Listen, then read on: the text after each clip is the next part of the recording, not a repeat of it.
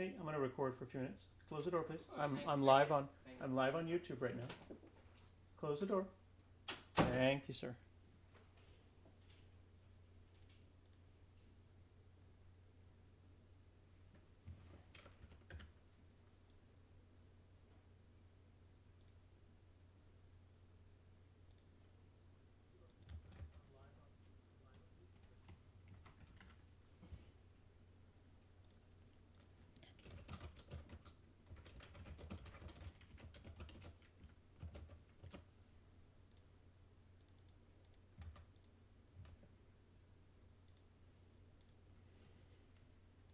All right.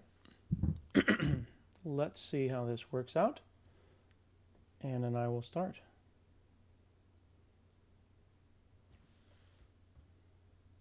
Just checking the quality. All right, cool.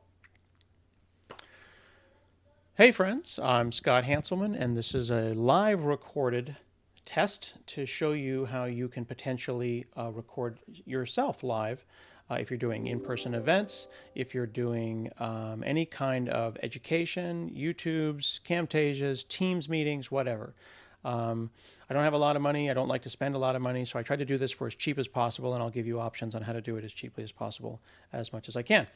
So first, the camera that you're looking at right here is a Sony a6000. It's kind of a high-end camera, but I found it for about $300 on Craigslist. There's a whole list of these that you could potentially get if you go up to a website that is called Elgato. Elgato is like the cat, and if you search for Elgato, there's a thing called a cam link, and a cam link looks like this. It's this really cool little device that sits in your USB, and it's basically a USB to HDMI adapter, and it's basically, oops, let me fix that there. See, I'm learning. It is, there we go. You've got HDMI here, and it goes and does USB there, and it does all of the work for you to compress that. Now, you go here to where it says, is your camera compatible? Now, I've got a Sony a6000, and when we say compatible, there's a couple things that you might potentially want. You want clean HDMI out, okay?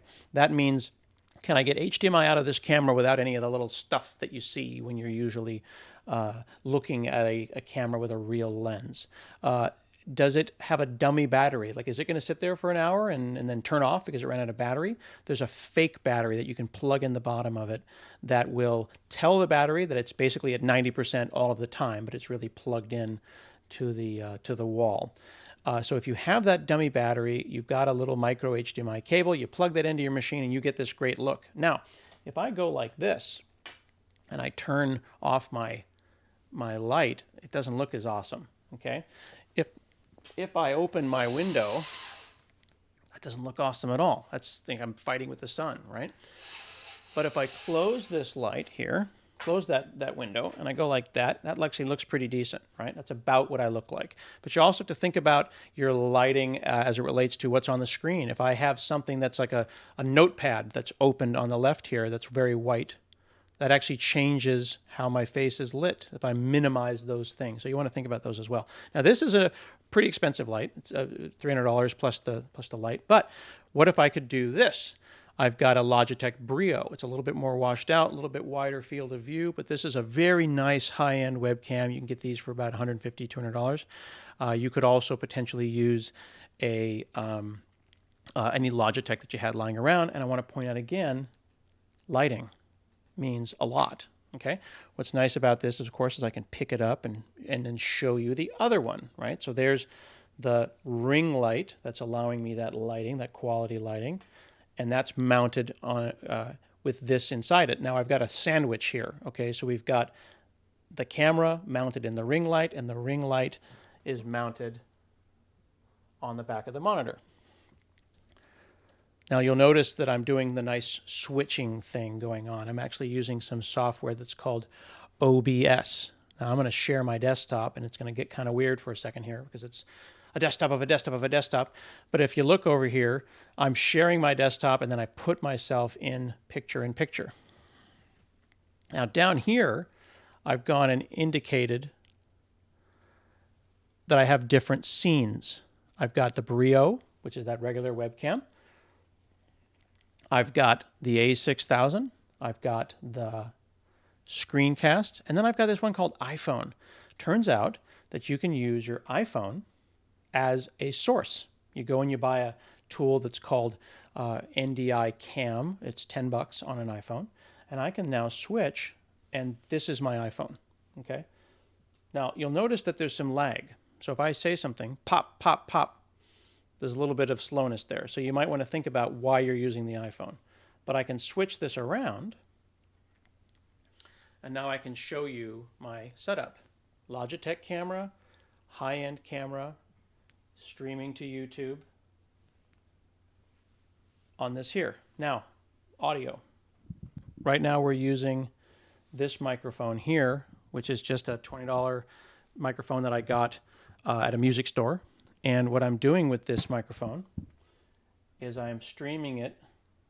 I'm not streaming it, rather. It's connected to this little device here. This is called a PV6. I got this for $59. And it's using a thing called XLR, which is the standard high-quality kind of microphone dealie. But again, you don't need to spend that money if you don't want to. You could just use, by the way, when you're recording something, turn off all the different notifications. You could just use one of these, $20. So if you have yourself a nice light, one of these, and a Logitech webcam, you can have a really nice professional stream. And then you'll notice that I've been switching, right? Like I go like this. Let me switch back over here. And there's a nice live picture-in-picture. What we're actually doing here is I'm using a thing called a stream deck. There's a little button here, see?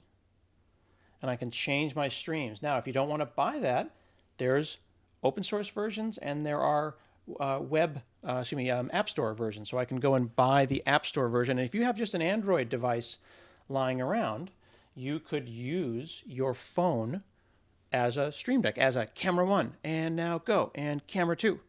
Now, one of the things that I haven't set up yet that I think would be really, really cool, and I'm hoping to set up in the future, is I want to figure out how to do the audio where I'll have like a lavalier mic, right? And then I can go over here and show you other stuff. I'm not there yet, and you'll see that there's a little latency there, but I'm learning. Now, I was able to set all of this up in about a day with the help of Jeff Fritz, who you can see on Twitch. He calls himself C# Fritz. He's got a similar setup. It's a lot more sophisticated. You can set up a green screen, but you can get started really, really well, really cheaply. An iPhone, a decent network, a ring light, maybe a webcam, and then this OBS software. And again, that OBS software is open source, and it's allowing me to go and set up stuff like this, where I've got scenes and data sources, and I'm using a thing called NDI virtual input, which is really, really cool. So that's generally how I'm laying things out here. It works really, really well.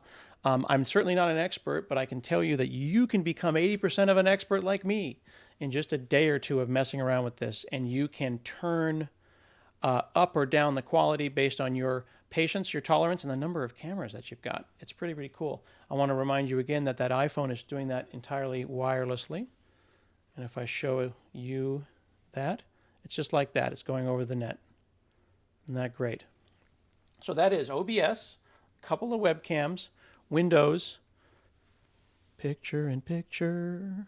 I can even change the size of the picture-in-picture at real time. It's magical. And I'll see you later.